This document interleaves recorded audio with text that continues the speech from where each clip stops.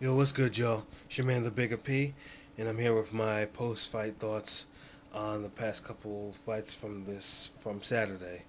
First fight I want to talk about would be the David Haye fight versus Derek Chisora. Now, this was another marquee fight for the heavyweight division, a rarity these days. Um, Two fighters that seemingly dislike each other, a fight that stemmed from the brawl that happened after Gisora's fight with Vitali. The David Haye bum rushed the post fight conference, and then triggered that really vicious fight. Which was very highly entertaining to say the least. So yeah, I was literally looking forward for it. I know they had trouble again, the right licensing to fight. Even though logically it probably would have, it was a moneymaker. So it was nice to see that the fight was actually, after some time was succeeded in coming off. It was a damn good brawl. It had, Hay looked, being out of the ring for a year, looked sharp. He looked in shape.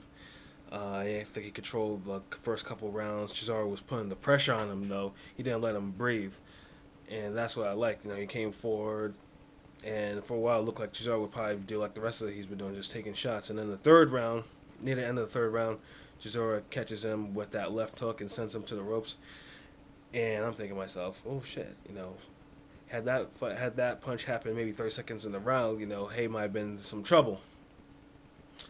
But Hay was able to weather through the storm, and in the fifth round, the left hook that he hit Chisora with that dropped him was just vicious. You know, Chisora got up from that, and then after that, he's still coming forward, and Hay pretty much I think hit him with 5 punch combination that laid him on his back. I'm thinking to myself, oh my god, Hay's power is crazy. Chisora's probably out, but surprisingly, Chisora managed to get to his feet. And I probably would give him the benefit of the doubt, just or maybe give him maybe one more time to go down. Because if he gets up from that combination and didn't even really wobble to his feet like that, I would try to give him one more shot. But the referee probably just erred on the side of caution and was like, "Okay, let's stop the fight." Um, can't I can't really disagree with that. But overall, it was good for heavyweight boxing. I really, it basically it's the fight that the heavyweight division needs because there's not a lot of marquee fights in that division. Much or not a lot of people, not fights that anyone, any of the casuals would want to see, so to speak. For David Haye, it was a good fight, and truth be told, I'm not really a big fan of him. Mostly because I think the man is a wasted talent somewhat. He has all the he has all the power in the world. He's pretty fast. He's one of the few heavyweights in the division that comes in the ring in outstanding shape, but he just doesn't have a fighter's heart, at least enough of it. Um,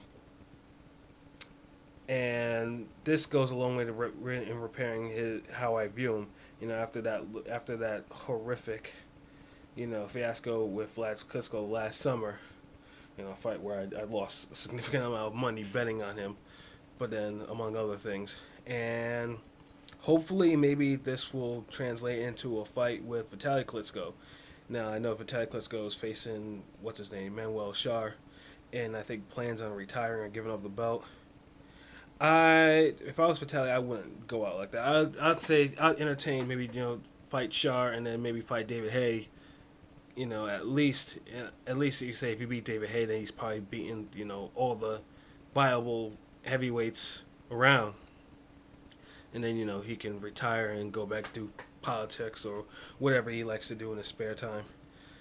As for Chisora, I personally think that he needs a rest and he needs to fight some soft touches because 4 of his last 5 fights have been against the ranked heavyweights, Hellenius and then this Fury and then Vitali, all of which he went the distance with. And I think only Hellenius was the only one that actually managed to stagger him.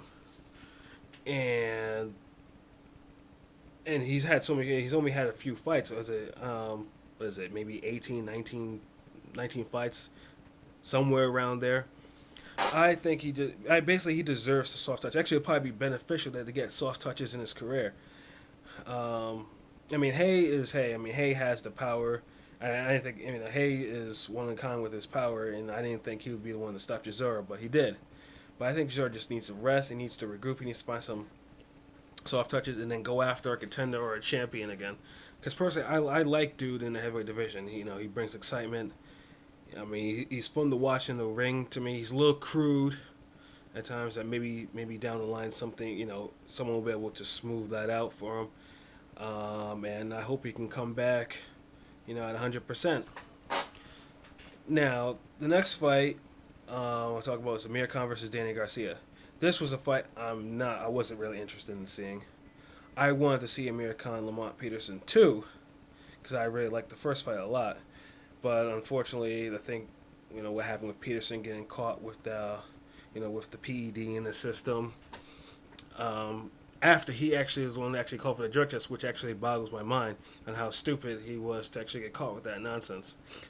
But yeah, it left Amir Khan without a fight, and so Danny Garcia filled in. Now Danny Garcia, he's a good guy. He's a good kid. He's a Philly fighter. He comes through. Nothing really spectacular about him.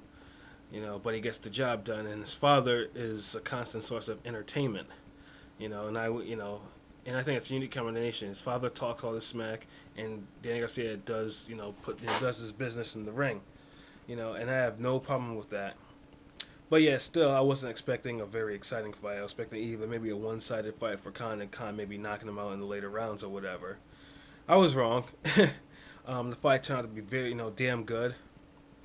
Khan, guys winning the first two rounds, speedy combinations, pretty much, boxing. Then in the third round, he gets caught with that left hook on the neck. And, he short-circuited again, was doing the Zab Judah dance. Dancing all over the ring. I thought Bayless count on him was a little bit suspicious because I'm thinking to myself that count went on a little bit too long and the dude is dancing. I'm thinking to myself he probably should stop the fight. And Garcia, tried to put him away with maybe about 13 seconds left in the round, but was not able to do it. But in the fourth round, however, he dropped him. He dropped him soon with that right hand. And once again, Amir Khan is dancing. And I'm thinking to myself, they probably need to stop the fight before he's, his lights are completely put out. And then Amir does something highly foolish. He starts, instead of actually holding on and staying away until he got his wits about him, he started trading with him. He tried to think he was Rocky. And Amir Khan does not have the type of chin for that type of strategy. And he got caught again. I think it was the left and the right hand on the way down that caught him. Now, here's why I have an issue with the stoppage at this point. Khan gets up. He's a little wobbly or whatever. But he clearly answers the ref's questions. And then the referee stops it at that particular point. That, I did not like that stoppage at the point. The fight probably would have been stopped. But I would have rather liked the fight stopped at either the first or the second knockdown. The third knockdown, Amir Khan, answered the questions. But I guess he erred on, side of caution. Amir probably had, he thought Amir had enough for the night, and that was it. So props to Danny Garcia. He's the man at 140. I believe he's WBA, WBC. I think he's the ring champion. Do I peg him as a long-term champion? No. I'm pretty sure probably there's gonna be a lot of careful matchmaking just to extend his reign out a little bit, just like they need to, as they usually do. But I am looking forward for him to take on the elite of 140, which is a very stacked division, because there are definitely fights for him to be made in there. Now, as for Amir Khan, I don't know. Obviously he needs to take a rest, and he probably needs to. Personally, he probably just needs to get away from Roach. Because I don't know whose strategy it was to say, to go out and swing for the hills after getting clocked like he did. His defense was just lacking. His defense was just not there, and it was glaring, and that's why Garcia was able to clock him like he did. And I don't think Roach is probably the man for that anymore. Roach is good at getting the best offense out of a fighter, but defense, no. And I personally think in order for Khan to continue on with his career or not have his career ruined by knockouts like he just suffered with Garcia, he probably needs to switch trainers. He needs to get someone who can help him focus on defense more. Instead of trying to turn him into a Manny Pacquiao, because Manny Pacquiao is only Manny Pacquiao. Very few fighters, if at all, can have Manny style. And I feel if Khan can do that, he can come back and be a force at 140 again, or if he wants to go up to 147. But if he hangs around, if he still keeps Roach as his manager, or his trainer, excuse me, it will probably, his career will probably be very shortened because Khan's chin has always been suspect. Um, and I know the last couple of fights he's been facing counterpunches that who basically have to be forced to come to him, and I think that's probably the reason why it hasn't been exposed.